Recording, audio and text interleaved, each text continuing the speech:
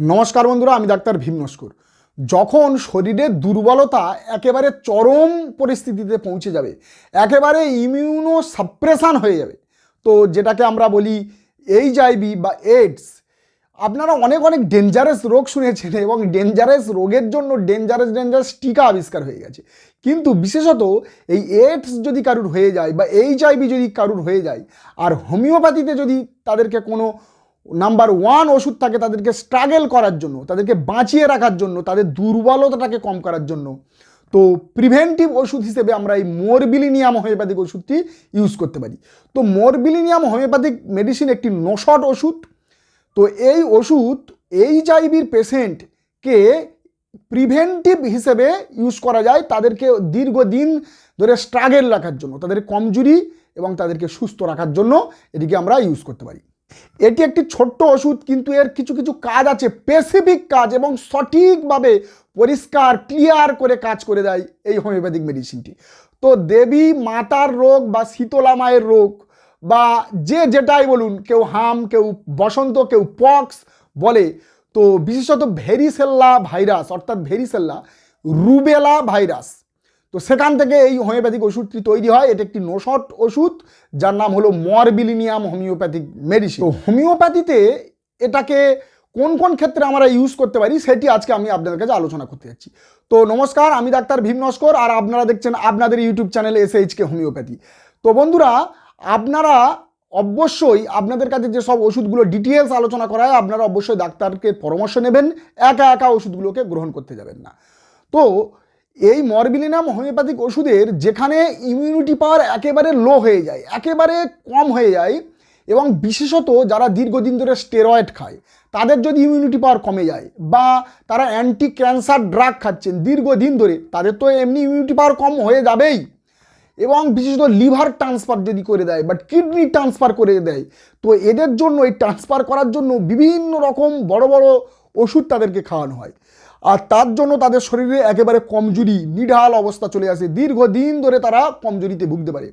এবং তার জন্য বিশেষত অনেক পেশেন্টদের দেখা যায় কানের মধ্যে ইনফেকশান চলে আসে।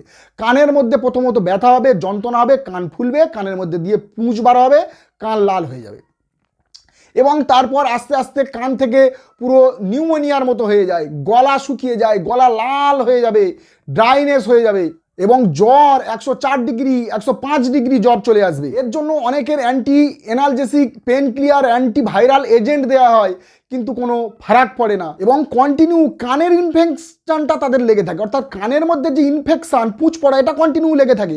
চোখ লাল হয়ে যায়, মুখ লাল হয়ে যায়, মুখের মধ্যে ইরিসেপ্লাস চলে আসে, মুখের মধ্যে ঘা হয়ে যায়।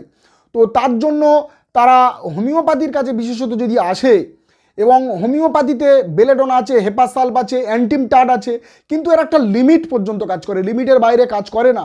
এবং পেশেন্ট যদি দীর্ঘদিন ধরে ভুগতে থাকে, 1 মাস হয়ে গেছে, 2 মাস হয়ে গেছে, 3 মাস হয়ে গেছে, পেশেন্ট একেবারে বিছানাতে শুয়ে আছে, নিঢাল হয়ে গেছে, তো সেক্ষেত্রে আমরা মরবিলিনিয়াম হোমিওপ্যাথিক ওষুধটি দেরি না করে ইউজ করতে পারি। এই মরবিলিনিয়াম ওষুধ দিলে এই রকম ধরনের দুর্বলতা, কানের ইনফেকশান একেবারে চলে যাবে, এবং ডোজ রিপিটেশন আপনার ডাক্তার আপনাকে ডায়াগনোসিস করবে, ভিডিও দেখে আপনারা ওষুধ নিতে যাবেন না। নেক্সট, অনেক মহিলারা আছে যাদের দ্বিতীয় মাস তৃতীয় মাসে তাদের মিসক্যারেজ হয়ে যায়, অর্থাৎ তাদের গর্ভ নষ্ট হয়ে যায়। তো অনেকের এই গর্ভ যদি নষ্ট হয়ে যায় দ্বিতীয় মাস তৃতীয় মাসে, প্রতিবারে যখনই গর্ভ হবে, প্রেগন্যান্ট হবে, তো দেখবেন 2 থেকে 3 মাসের মধ্যে তাদের এই প্রেগন্যান্ট নষ্ট হয়ে যাবে। তো তাদেরকে এই প্রেগনেন্টকে এইটিকে ব্রেকডাউন করার জন্য, এই প্রেগনেন্সিটিকে নষ্ট যাতে না হয়, তো আমরা মরবিলিনিয়াম হোমিওপ্যাথিক ওষুধটি ইউজ করতে পারি। এই মরবিলিনিয়াম দিয়ে অনেক পেশেন্টের বা অনেক রুগীর এই রকম ধরনের সমস্যা ঠিক হয়ে গেছে।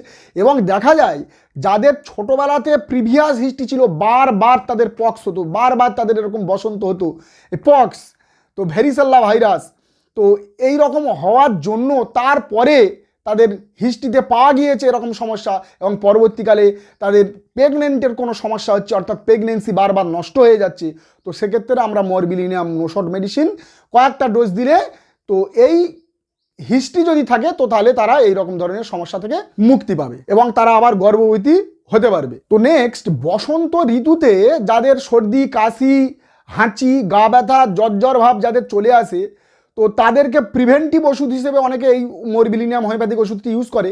কিন্তু দেখা যায় যে যাদের অনেকের ধরো হাম চলে এলো বা পক্স কারুর হয়ে গেল, আশেপাশের বাড়ির লোকের অনেকের দেখা যাচ্ছে তাদের হাম চলে এসেছে বা পক্স চলে এসেছে, তো সেক্ষেত্রে আপনার যাতে না হয়, তো সেই হিসাবে প্রিভেন্টিভ ওষুধ হিসেবে এই ওষুধটিকে অনেকে ইউজ করে থাকে এবং অনেকে এই ওষুধটিকে নিতে পারেন। অর্থাৎ আগাম অ্যাডভান্স যদি আপনি নিয়ে থাকেন তো এইরকম ধরনের জ্বর, সর্দি, কাশি, গা ব্যথা বা ওই রকম ইরাপশানটার না আসার চান্স থাকে, তো তার জন্য এই মেডিসিনটি ইউজ করা যায়। তো নেক্সট, মুখের মধ্যে যদি ঘা হয়ে যায়, দেখবেন ব্লিস্টার লাইক ঘা অনেকের হয়ে যায়, পক্সের মতো অনেক রকম ঘা হয়ে যায়, এটা অনেকে বোরাক্স দেয়, মাক্সল দেয়, ঠিক হয় না, কিন্তু সেক্ষেত্রে মরবিলিনাম ভালো ওষুধ। কিন্তু যদি তাদের দেখা যায় যে প্রিভিয়াস হিস্ট্রিতে যদি তাদের পক্স হয়েছিল, অনেক বারবার তাদের পক্স হয়েছিল, তো এরকম হিস্ট্রি যদি পাওয়া যায় তো মরবিলিনাম দিলে এরকম ধরনের মুখের ঘা চলে যাবে।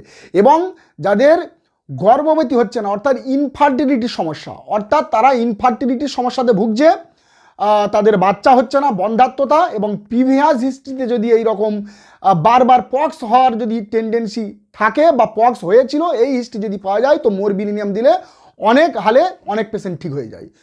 তো এই পর্যন্ত, দেখা হবে একটি নতুন ভিডিওতে, ততক্ষণ আপনারা ভালো থাকবেন, নমস্কার।